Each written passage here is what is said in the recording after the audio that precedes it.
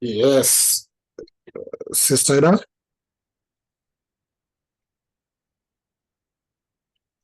Sister Ida? Sorry, I'm muted. I've just about finished, but I was saying that I thought that though Socrates had been Plato's teacher, that Pluto in a way had a slightly different understanding than what he was taught, or had moved on to a different way of thinking.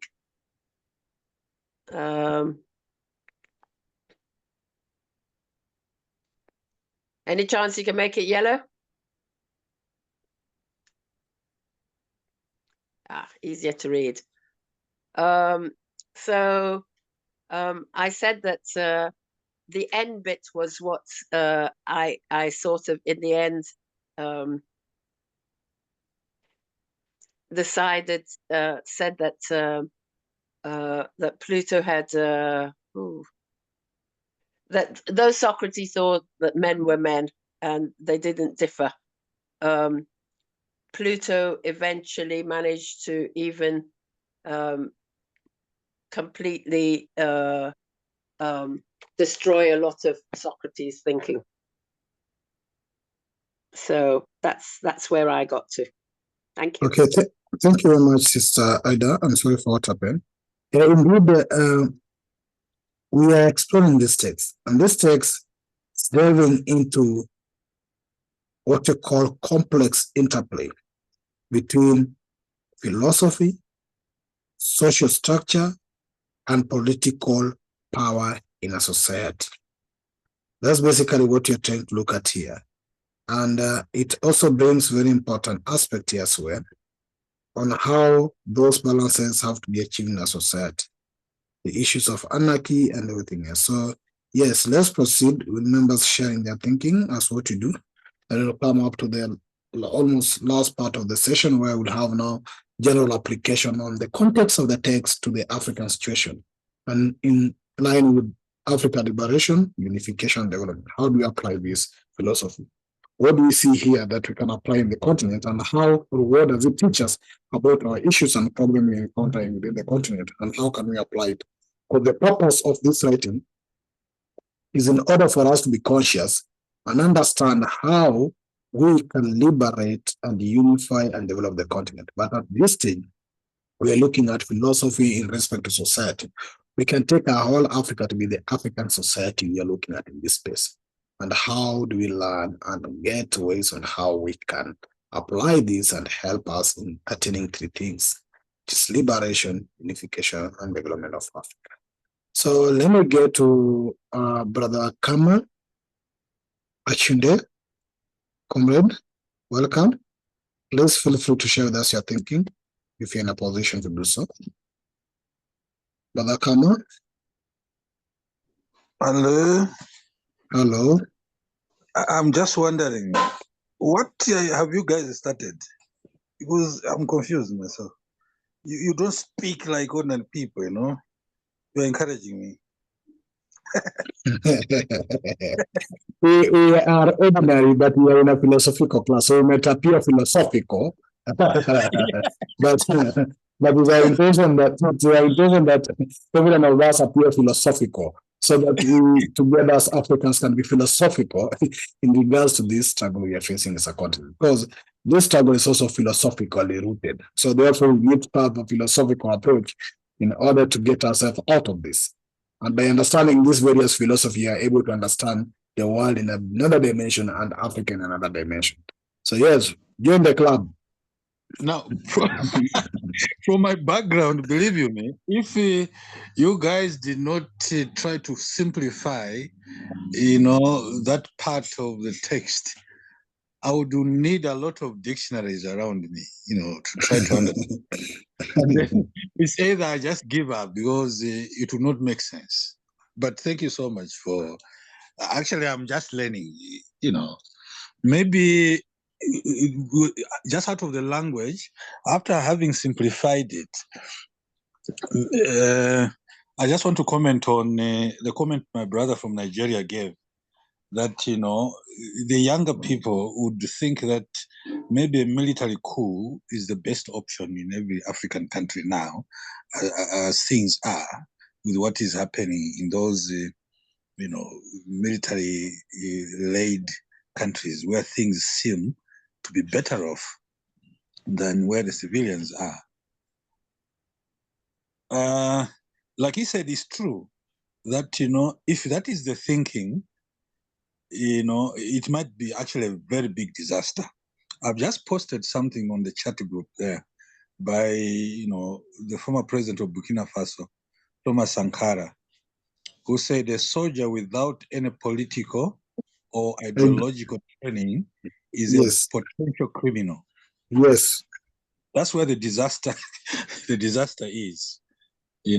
I've been a civil servant myself, so I'm just learning these things. My training has been to confine with what is within the confines of the law, because anything outside that, it was anarchy, like we are bringing it. Yeah, but after, in the process, as I grew older in the system, I came to learn that actually those divergent voices are the saviors of society. Except like here, where I was a slave, where I needed to enforce the law, whether or not it is pleasant. So thank you so much. I'm just learning. I'll continue learning. Okay. Thank you, Brother Kama, and we appreciate your presence. As I've said, we're analyzing this text, and this text basically focuses on Socrates and Plato's aspects, and also checking the concept of anarchy and corruption, influence of power. These are the three things that play in our society today. Because in our society today, this aspect of philosophy, there's power, and there's all these that are interplay, which are all exhibited here. So here we are looking at issues that both engage at this particular moment. The rise of anarchy. How did the Sophist teaching contribute to the rise of anarchy? What are the specific precepts of morality, moral neutrality of the Sophists that foster this trend? That's found in somewhere in the first two sentences or lines. We're also looking at the Socrates role here. So how did this role actually attempted to check on the rise of anarchism? And what are the specific strategies or argument against Sophist teaching? We also, in this text, still finding issues to do with egalitarianism versus individualism, which probably egalitarianism in our context can be socialism and individualism can be capitalism. So the difference between socialism and capitalism, and this socialism, we check basically on convertible socialism, because actually democracy appears to be saying that everybody is equal. We try to embrace more of socialism, but as we met in the previous paragraph, democracy is a mere egalitarianism, while socialism is a convertible egalitarianism. So we are looking at how this Socrates limited egalitarianism evolved into rapacious individualism, what factors actually contributed to that shift. All you can see in this text. We're also looking at the fall of Socrates and Plato's response. Why was Socrates ultimately destroyed by the system he sought to protect? How did Plato attempts to avenge Socrates lead to the new establishment of new oligarchy? We're looking at the cycles of power and corruption, which are all an interplay in this text. This same text, how does the text illustrate the cynical nature of power and corruption in a society? And can we also draw parallel differences between historical context and contemporary political studies? So basically, the key questions out of this, all reading to one of us or to all of us, is: can we truly achieve a society based on equality and justice without addressing the underlying power structures? And how can we prevent the corruption of good intentions and the rise of new forms of oligarchy? And what role can philosophy play in challenging oppressive systems and promoting social change? All these are actually covered in this text. As you say, it is philosophical. Just one text has a lot to share. And that's why we ask members to please read carefully and keenly and feel free to share with us their thinking in regards to the understanding. So thank you very much for that. I'll go to Sister Marlene, then I'll go to Sir Welcome. Sister Marlene, and happy to see you around, Sister. Sister Marlene, are you able to hear me? Or unmute yourself or speak? Please let me know, Sister Marlene. Oh, well, whoever spoke, I think they said what needed to be said, you know, because the corruption that is and greed, that is what is causing the problem in society, in the world.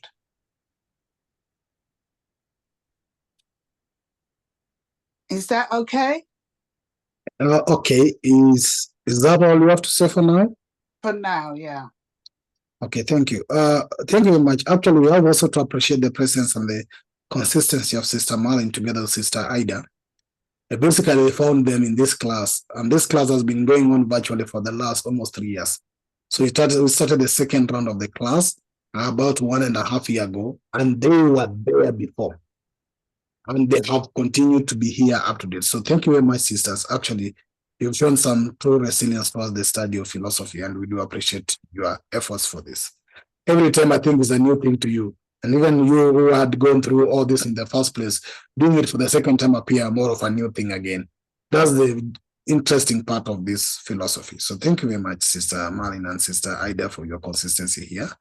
And also alongside Sister Myra, who have been consistent here, and other sisters who are not here with us today, but they've been very consistent in our classes. We do appreciate your presence here. Let me get to Brother Sir Windop. Sir Windop. Evening, everybody. Greetings. Greetings and evening to you. I want to go to this reading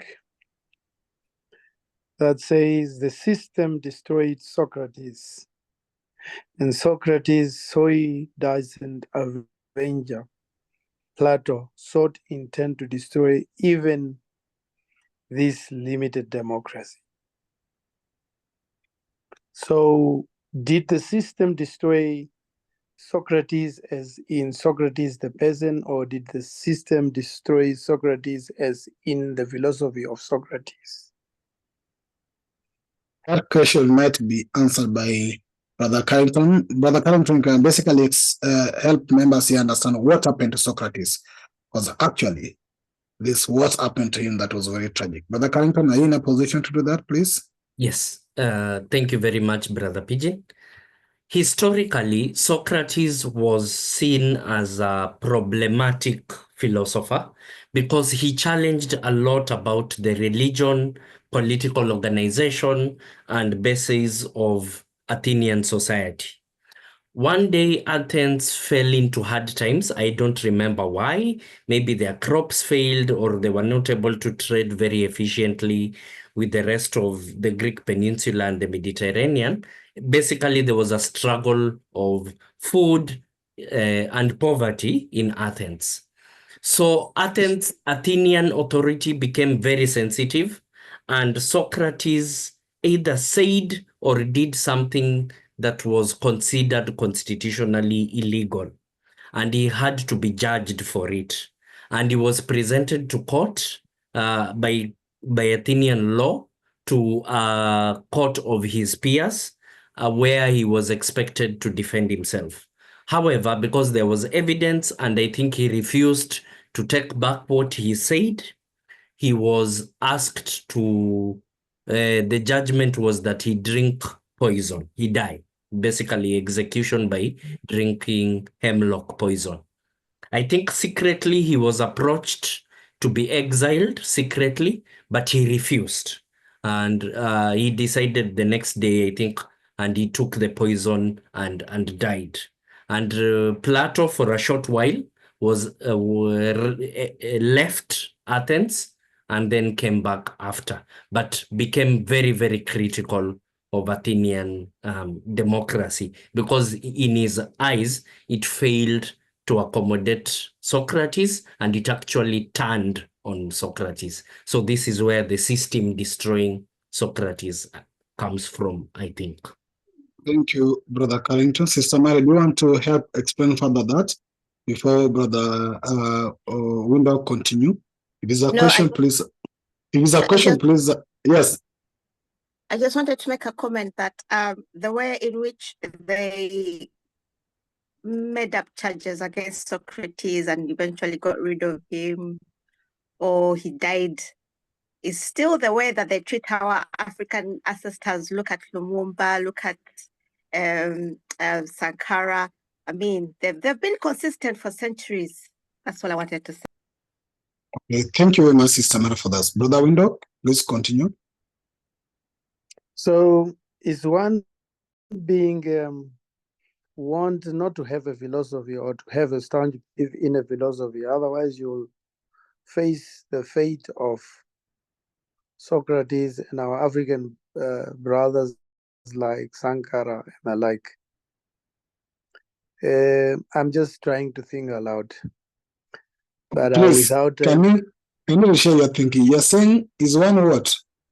Either not to have a strong philosophy or I'm saying is one indirectly being warned not to have a strong belief in a philosophy. Otherwise, if you have a belief in a philosophy or a strong philosophy, you would face the same fate as Socrates and Sankara them. But if one does not have a conviction, obviously the world will be, I don't know what type of world it will be. But to say the least, this lecture is above me. No. This specific one. No, you don't have to say that. Brother Kwame is here, I will not be happy if you say that, and I will not also take it. There's nobody whose this reading is Please above bring it a him level, or her. bring it one level down. Brother Kwame, you hear that? Welcome, Brother Kwame, anyway. Welcome, Brother Kwame. Brother Kwame is our chair for this class, so he's the chair. He has your concern, and maybe you'll be able to respond. Sister Myra, before I give Brother Kwame to respond, Brother Kwame just to say something. But we are having also Brother Coco, who hasn't spoken. I know he arrived a bit late. And Brother Glory, who said that he might be listening only for today. So, Sister Myra, please, and then I go to Brother Coco. Then I'll be able to come to Brother Kwame. No, I wanted to respond to what the previous brother has said. It's a very good point. You can absolutely have a strong philosophy, but it has to be in line with what the colonizers or neo-colonizers want. That's a difference. Socrates was against them. That is why they had to destroy him. Sankara was against him. That is why they had to destroy it. So you can have a strong philosophy, but it has to be in line with theirs. You have to be buying their philosophy. If not, that's where the problems arise. But that's a very good point. Thank you. I think you're getting everything, my brother. Thank you, but that also should not act like a discouragement for us not to have a strong philosophy. Because we should not be afraid of the so-called fate of those who had strong philosophy. Absolutely. But that's why we are struggling to bring all Africans, if they can reach this level of consciousness, so that all of them have strong philosophy, then they'll have to kill all Africans in order to stop us from doing this. As some of you might know, this book was even somehow banned from any public spaces. Even up to date, it's very hard even to get a copy of this. So it shows you how they know what is in here and how they don't want us to get to know what is in here. So, Brother Kwame, please. Yes, Sister. Oh, Brother Window. Now, tell me where to draw the balance between following my philosophy and trying to balance my philosophy with the view, whims, and aspirations of the colonizer, so that at least I can be around for 10 more years in order to transmit this Pan-Africanism news. Brother Kwame, please come in. Well, is the brother afraid to die or something? Yeah, sure. Why not? But the secret of life is to have no fear.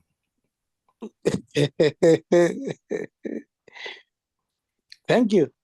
Yeah, the secret of life. Nkrumah said that the secret of life is to have no fear.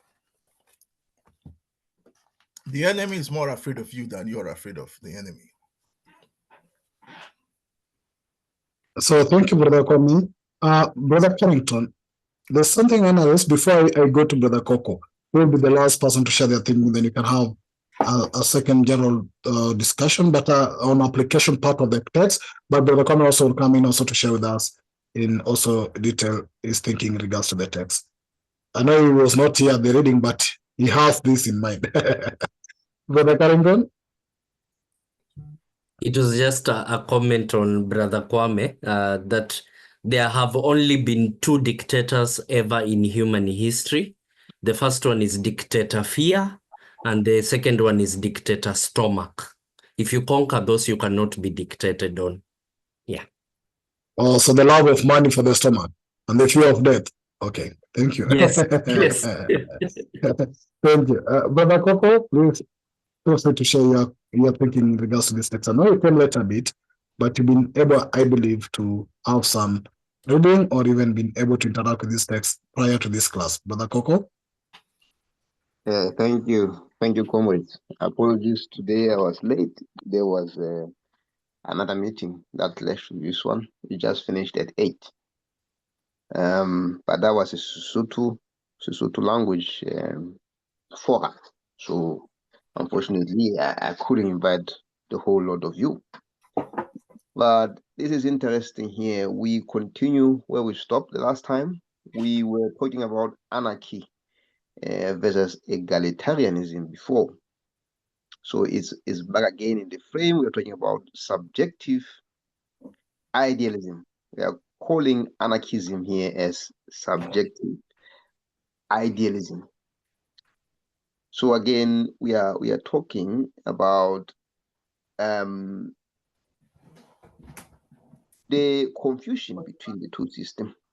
Or again, you could argue that this is how they lost what Socrates and the others learned from Egypt. They learned something from Egypt, then went to Greece, and what came out of Greece and went to Rome was something else. And then what came out of Rome into England and the West was again another thing altogether. And here it's important we are told that Plato, in his desire to destroy whatever system, whatever class at the time was responsible for Socrates' death, he gave them a tool which they have used to make one class sit on top of another class, on the neck of another class for years. And this again is the root of capitalism, is the root of the present day democracy, which is being stolen by whoever has the money. Whoever has deep pockets can go ahead and do whatever they want to do, regardless of which country it is. Here in the UK at the moment, there is a debate because I think the Labour government, some official said they will sort anyone who goes in to the US to canvass on behalf of Kamala Harris against Donald Trump. Because I think Trump's camp had of that, and they are very unhappy about that. Which is funny because that's what they do. They do to as many countries as possible. But when it's happening to them, it's bad. It's always like that. What happens to you is always painful. But this is the issue here. Is what was Plato doing? Plato had the knowledge, he had the education, but what he gave the people was just, the high level. That's why we say sometimes, sometimes no knowledge is better than little, because you go ahead and try to use the knowledge. If it's too dangerous, you end up bending the whole system down. Unfortunately, he bent what was good, which was egalitarian in this case. And we ended up with anarchism. They wanted anarchism, let's say, but they ended up with what we have right now. We talked about education before. We said the system of education which favors others, the minority over majority, is also rooted in this, in what Plato was teaching. All of these are meant to uplift only a minority and leave everyone down there. There is always that oligarchy, the oligarchs everywhere. It's the system we have in Africa at the moment. The elites. Look at Kenya. The Kenyatas, they are there. You look at Guinea Equatorial, the Obiang Gemas, they are there. And you look at Togo, Yademas. You look at Gabon, Bongos. It's there. The system is there. I think that, again, that's what Dr. Nkumo was saying. Open your eyes and see where this system came from. If you are going to face this system and uproot it, you need to understand where it comes from. Thank you. Thank you, brother. Thank you, brother Coco. Indeed, I believe, brother Glory, are you in a position to share, or as you said, you will just be listening today? Maybe you have been triggered to say something. Elder Glenn? Okay. No, I'm multi-skilling. I'm listening and I'm doing some other work. So yes, I'm listening. Okay, thank you. So perhaps just comment on that statement that is made, that it the philosophy was used in support of society in which one class sits or sat on the neck of another. I mean, it's I would have wanted to go a little bit further with that, but I am multitasking, as I say.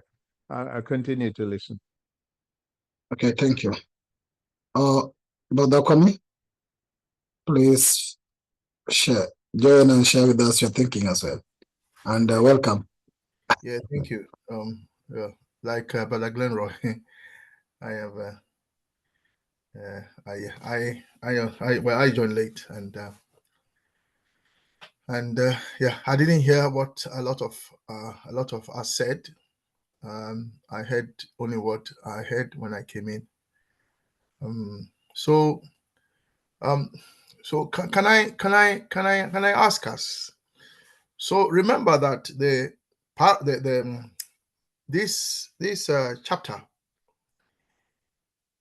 is titled Philosophy and Society. So we understand that Nkrumah is drawing our attention to the relationship between philosophy and society. Let's remember that the previous chapter looked at philosophy in retrospect, which means you turn around, retro, you look around or turn around, and then you look behind you. So it's retrospective. You turn around and you look behind you.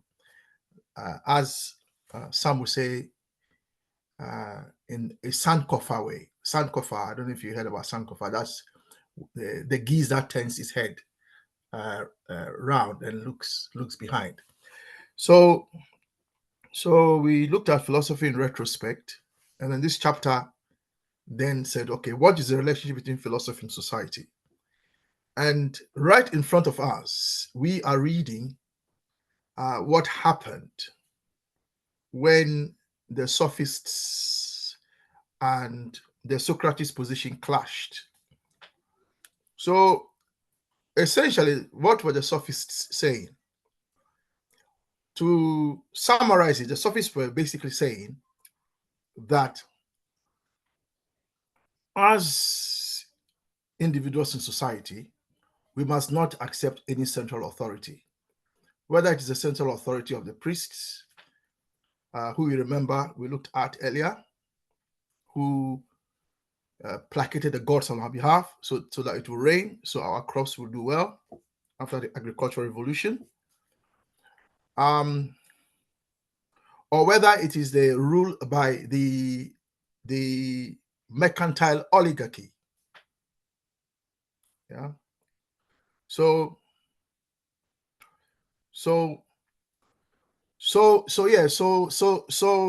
so that central authority, either by the priesthood or the mercantile oligarchy who buy and sell, the traders, those with the navy, the ships and so on, that we should not accept their central authority.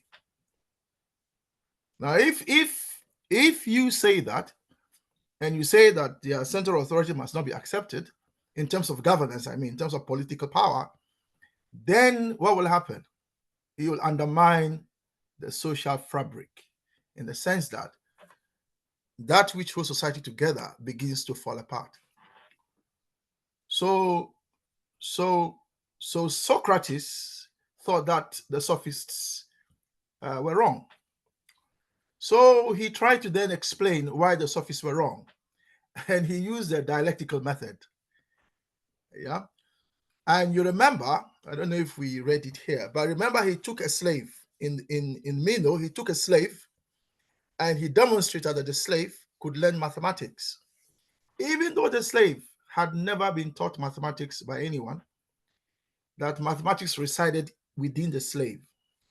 And Socrates, used that to demonstrate. But as you know, slaves, or the enslaved, if we want to use our modern term that our brothers and sisters are encouraging us to use, because nobody is really a slave, but they are enslaved. So the enslaved at the time, if you're going to prove that they are capable of ethical reasoning because they have inherent basis for knowing things, then on what basis should they be enslaved? What's the difference between them and the central authority, whether the priests or the oligarchs, in terms of them, the mercantile oligarchs? Then there's no difference. Then it means, in a way, we are all the same. Well, if we're all the same, then there should be no hierarchy. Well, if there's no hierarchy, then there can be no society in terms of a hierarchy, because the government works on the basis of a hierarchy. So whereas Socrates was trying to defend the, if you like, equality, in the sense that the slave is just as equal as the rest of us, it turned out that the way he tried to explain it was seen as rather undermining society in a bigger way, because he was going even further, asserting human equality. And people didn't like that. The powers that be didn't like that. So they had to get rid of him. He could have escaped, but he chose to die. Anyway, so the idea that that one should not accept central authority then led to anarchism. So anarchism, as you know, is in this paragraph anyway, is the idea that in society we must not accept any central authority. We are all like monarchs. We're all like kings and queens. We should not accept any authority that is higher than us, And Sophists like Protagoras, you remember, said man is the measure of all things, meaning that beyond man there's nothing. Man is the ultimate. So what I'm saying is that here you have a clash between one philosophical position and another. So we have a clash in modern Africa today between the leaders who eschew conservatism, who believe that the state is their private property and that they have a right to steal our resources. They have a right to send our army to another country. They have a right to host conferences. They have a right to alter debts and pretend that we owe a lot of money. They have a right to get the state to sign documents that place our national resources in offshore accounts for the benefit of a particular group in society. They have a right to send their wives abroad to have children in foreign hospitals, whilst the hospitals in their own countries, are not up to standard. So you have these conservatives, who believe, in fact, they believe it, and they are prepared to kill for it. And then on the other hand, you have those who believe that they have no such right. And then so there's a clash. And those who believe that they don't have such powers do not have an army, they don't have a police, they don't have guns, they don't have any weapons of coercion. And so then what happens? So Nkrumah is drawing our attention to the reality of the relationship between society and philosophy. If you want to pursue a philosophical position and pursue it to its logical end, you must be prepared to have a clash with others who may not hold the same philosophical position as you do. And if you are afraid to die, and therefore you decide that you will not pursue your philosophical principle, then philosophically we say that you have compromised on your principle. Now, when you compromise on principle, it means you have abandoned it. That means you really do not have any philosophical belief. Yeah. So what we are reading has implications for the reality of today. Now, if you think about it, yeah, for us to overthrow colonialism, we had to be anarchists. Yeah, if you like, yeah. Because if we accept colonial rule, if we accept that the colonial powers or the colonial authority or the imperialist powers have a moral right to rule us, then how do we overthrow them? If we accept that the new colonial powers that be have some kind of moral right to govern Africa, whether they are a king in Morocco or a king in Swaziland or a president in an African country who has changed their constitution so that he stays in office for 50 years, whatever it is,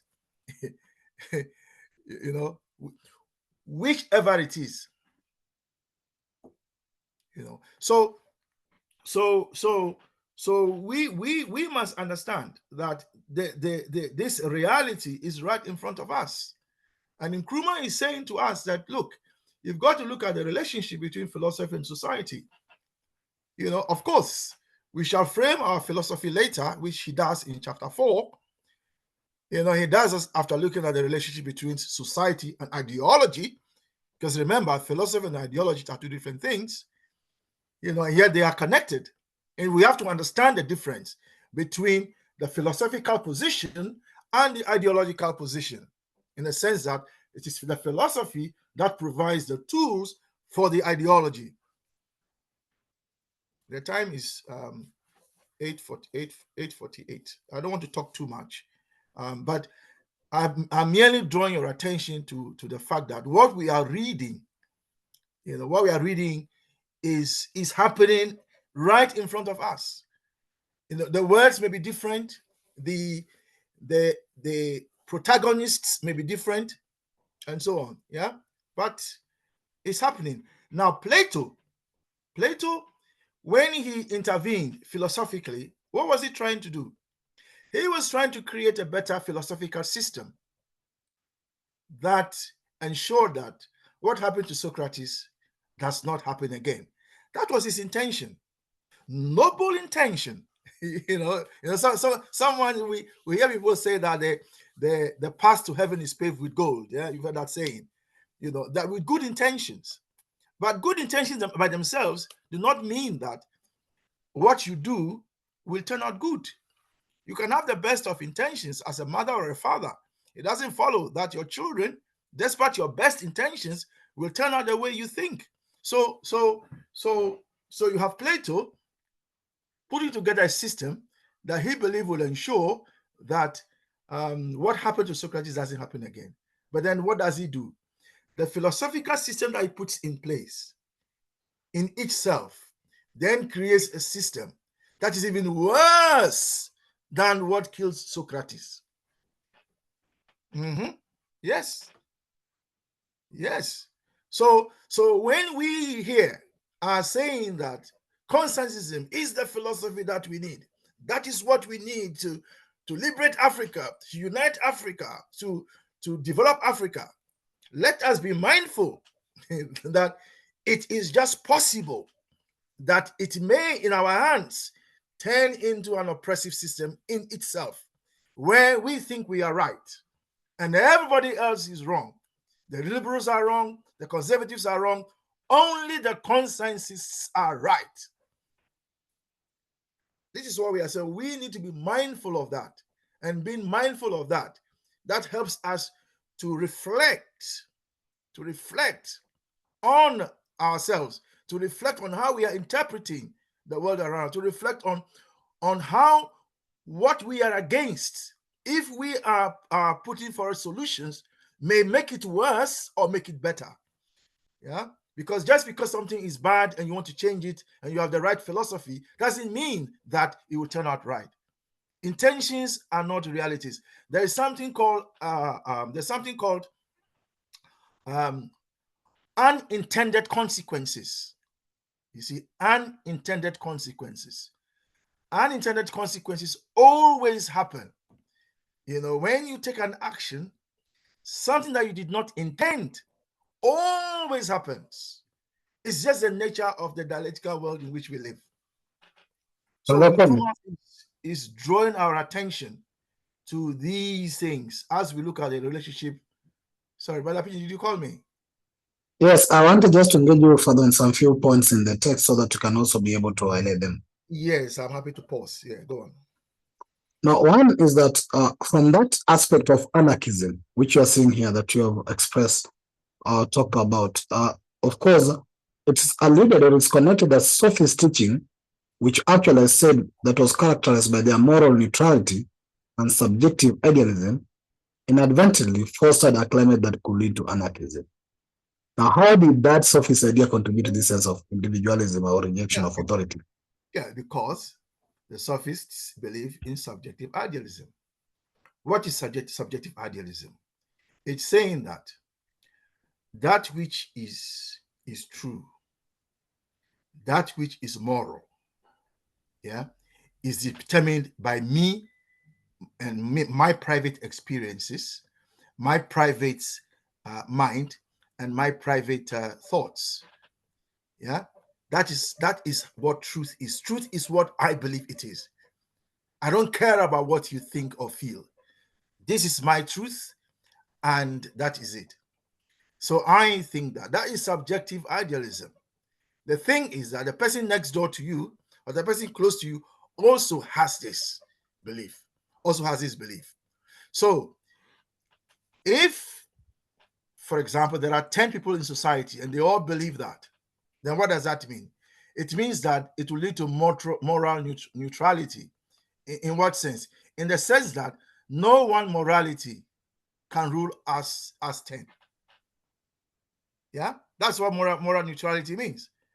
There's no one morality that should tell us all what to do. My morality tells me what to do. Your morality tells you to do what to do, Brother Pigeon. Sister Ida's morality tells her what to do. And that is how we live in society. In other words, there is no one central authority telling us what is right and what is moral. Okay, thank you. So that moral neutrality was it arose because of subjective idealism. Now you can then go further. If you don't have a society in which we are all subjective idealists, then it means that in terms of governance, there's going to be no central authority, because there's no moral basis for having one governor or one central authority, because we are all like governors. We are all like monarchs. There is no one person that will have that power, and therefore it leads to an anarchy society. Now, anarchy is not about disorder. Let's be clear. When we are saying anarchism, we are not saying that there will be disorder in society such that society is ungovernable. That's not what we mean. Anarchism simply means that all of us have our own moral position on the matter, Therefore, no one moral position holds, and now we all pursue our separate moral ideals. That is what it means, and Okay. and that's what it means. So the question I raised was that if we were not anarchists, then we would not have been able to overthrow the colonialists. We had to be anarchists to overthrow them, because the morality that they were imposing on us through colonial rule, we didn't like it. Can I ask you something? Why did we not like it? We didn't like it because the perspective, Saida, can you hold on 1 second? The perspective, which was the basis on which the colonialists came and took basically usurped our governance, it was justified in their eyes. Yeah, in their eyes, it was justified, but it wasn't justified from the point of view of our morality as Africans. And therefore, we had to be anarchists to overthrow them. Okay, the so problem we're having now is that we don't have enough anarchism. A lot of our leaders are accepting neo-colonial dominance, and that's what the problem is. So we need more Gen Zs to scatter things. thank you. Sister Ada. I wanted to ask you a question, which is, to me, I think that though Socrates was Plato's teacher, that Plato had slightly different ideas in the end than Socrates. And I wonder if you could maybe talk about that. It's the other way around. It's the other way around. Socrates was Plato's teacher, not Plato being Socrates' teacher. No, well, that's what I meant. Socrates was Plato's teacher, but I think that Plato had moved on from some of the things he was taught, and had slightly different ideas to Socrates, and that's, I think, half came out in this. So I wonder if you could talk about that. He didn't agree. Yeah, he didn't agree with Socrates. So Socrates had the opportunity to run away. Yeah? Yes. And his followers begged him, including Plato. He said, "No, I'm not going anywhere. I will die for what I believe in." So his followers, including Plato, did not agree with the fact that he thought it was okay to die. So you are right in the sense that they didn't. His followers didn't agree with him in everything. But as you can see, Plato then sought to create a philosophical system that will make sure that what happened to Socrates doesn't happen again. And then what did he create? But I don't think it was just about his death. I think that he had moved on in his teaching as well. It depends on what you mean. Yes. It depends on what you mean by his teachings. Because he believed in this idea of a special class which had access to ruling and etc. So he had rejected egalitarianism in a sense, and definitely democracy. Yeah. Yes, because Socrates' egalitarianism is what led to his death. So Plato didn't like it. Okay, Brother Kwame, in light of that, just in a minute, because I know we're almost ending. Now, Plato in his attempt to actually avenge that Socrates and trying to propose a new form of oligarchy, that was ultimately that wasn't his intention. His intention wasn't to set up an oligarchy. That wasn't his intention. His intention was to create a philosophical system that would prevent what happened to Socrates. That's the point I was raising to us. As conscientists, let's be conscious that in attempting to repair reparations, the word reparations, repair, what we think is wrong, we might make things worse. So we shouldn't assume that just because we are conscientists, therefore we have all the solutions. Yeah. Yeah. Now, my part was that, of course, that actually highlighted the potential for power structure to become corrupt and oppressive, whatever he was trying now to bring on board. And even that one, now the question is, because you see, even the system he was trying to bring in was also corrupted in one way. And so Brother Pidgin, but do you understand why it was so? It was so because he created three classes of society. Yes. The philosopher kings as rulers, then the auxiliaries or soldiers who were the guardians, and the producers at the bottom. So he as the peasants. Sorry? As peasants. So he created a structure which was very rigid. So there was no social mobility. If you're a producer, you can't become a guardian, you can't become a philosopher king. Okay. So his society of three classes, actually in the end, was more oppressive. It was it was even more oppressive than the Athenian democracy that was there. You see. Thank you, Brother Kwame, and that's what brings us to the end of class today. Actually, we are right on time. So, comrades, we appreciate the sacrifices you made. Brother Sean, once again, I appreciate the sacrifices you made. And it's almost 4 a.m. or 5 a.m. over there where you are. And we do appreciate your attendance today, either if you do it on some basis, but thank you very much. To all comrades, it appears to be very technical, as some of us has raised the question, but when you discuss it, it appears more of easy again on the practicality aspect of it. So please, let's continue and be consistent in this class so that we can grow together. I do appreciate your presence today, and we look forward to continue this reading in the next class from where we've left it, as we continue sharing our thinking. As you've seen, it's a very heavy text that requires a lot of time and very patiently to be able to digest the text and create some critical thinking out of it. So thank you once again for your time, and I do appreciate you being here today.